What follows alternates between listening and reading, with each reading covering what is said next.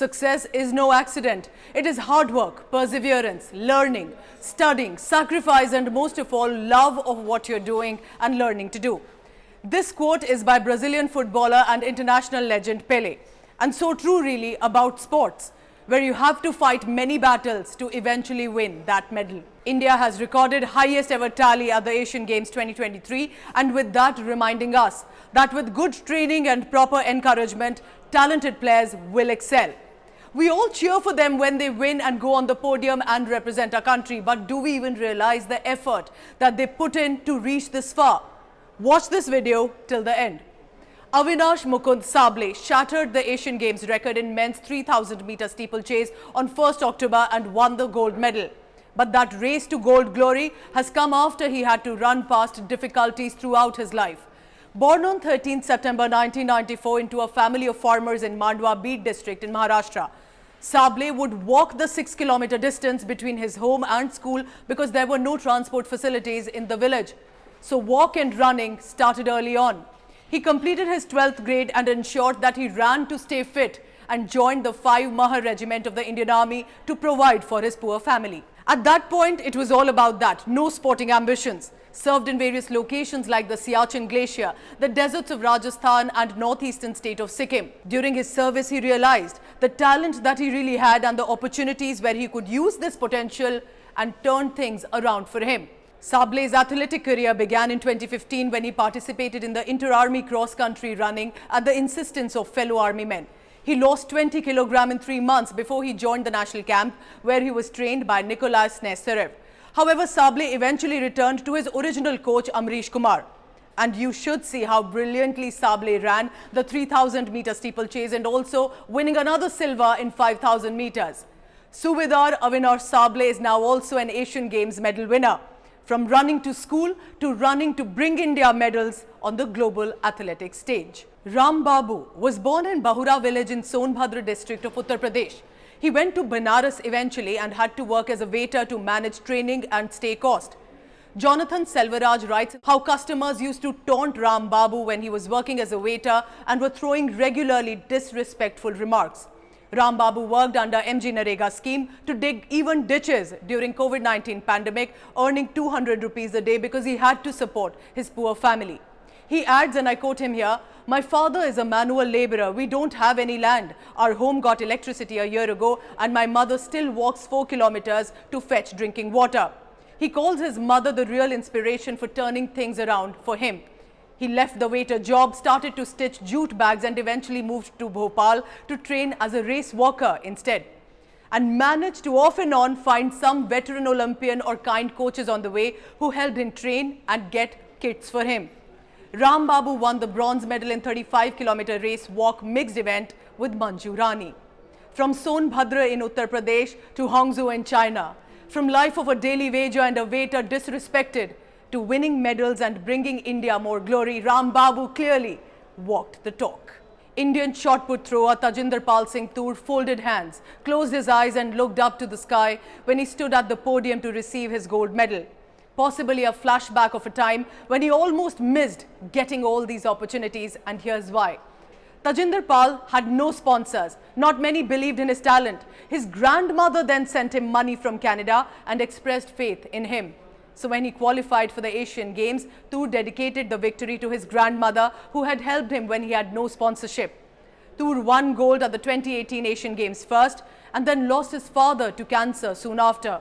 He then broke his wrist, got an injury, could not train for months, had a surgery in September 2021. He also got another groin injury and was almost about to miss the gold to Saudi Arabia at the Asian Games. But Tajinder Pal Singh Toor made a comeback and threw with all his might. Grandmother's blessings, after all. Now listen carefully about the next 2 athletes. Kishore Jena.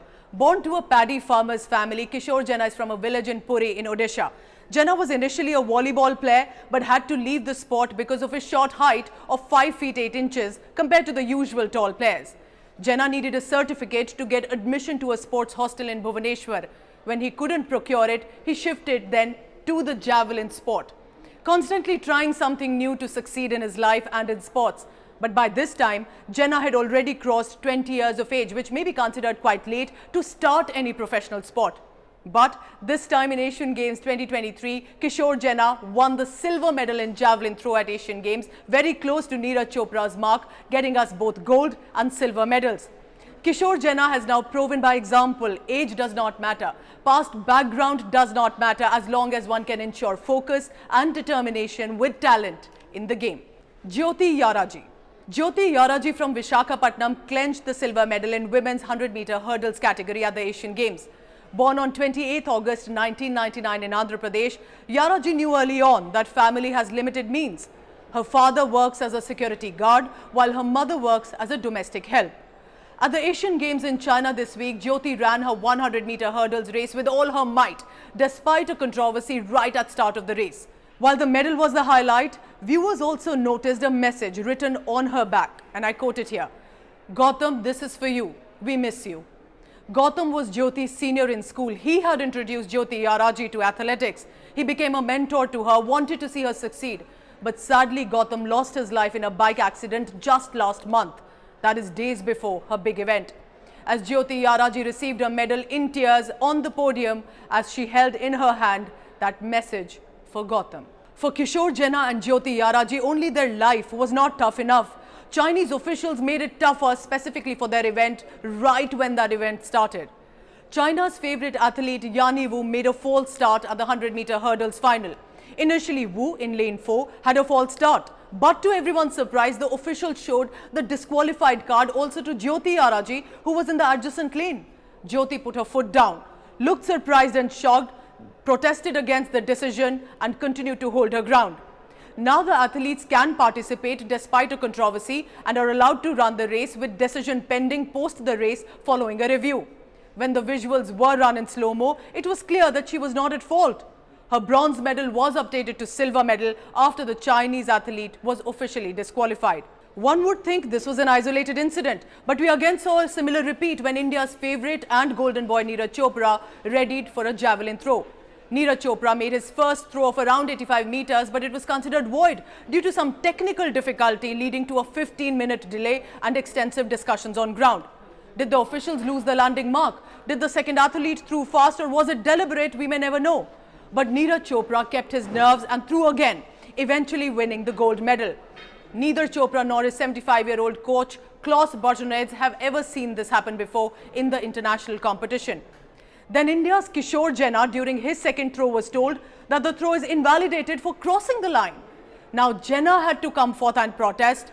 The decision was eventually later reversed. Imagine the unnecessary anxiety, pressure that builds on an athlete when this happened just when the event is starting. Our athletes may have performed better had it not been for such controversies and issues. India has also now taken this up officially. Anju Bobby George, who's the Senior Vice President Athletics Federation of India and a veteran athlete herself, has spoken in support of the athletes. She said, and I quote her here, "Neeraj's first throw was a very good throw, but they weren't ready to measure it. Same thing also happened to Anurani yesterday. I don't know why they are doing this with Indian athletes. They are trying to cheat us, disturb our athletes." Anju Bobby George told journalists in China after the event that Athletics Federation will lodge a protest against the officials and that it is unacceptable that China has harassed Indian players on a global stage.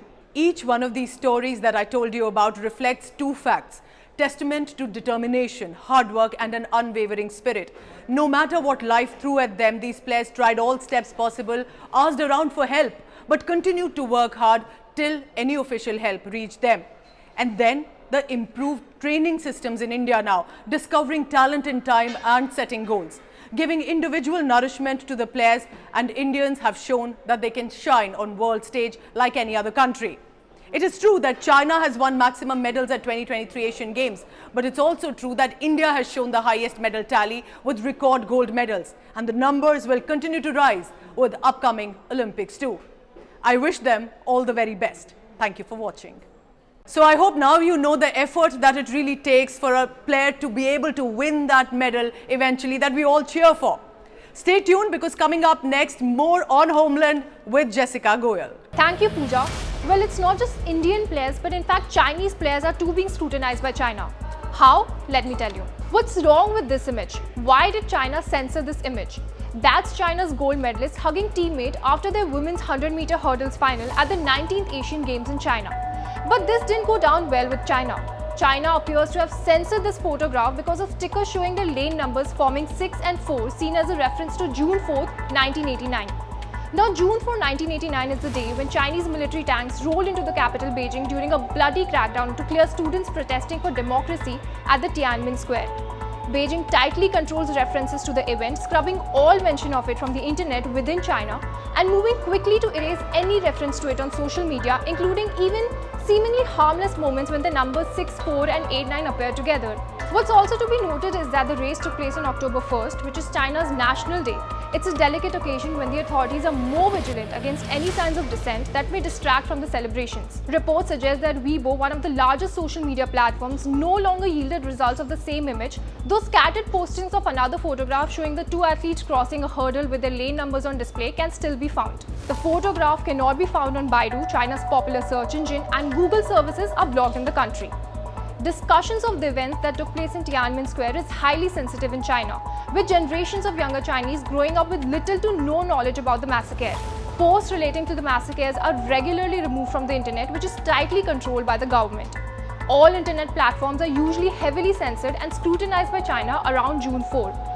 Last year, a popular Chinese influencer's live stream, which took place on the eve of 33rd anniversary of the massacre, ended abruptly after he showed this image to the audience. That's a vanilla log cake which resembled a tank, a reference to the iconic image of the one so-called tank man. And now, this. Well, that's all that we have for you today. Thank you for watching. For more informative videos like this, keep watching India Today Newsmo.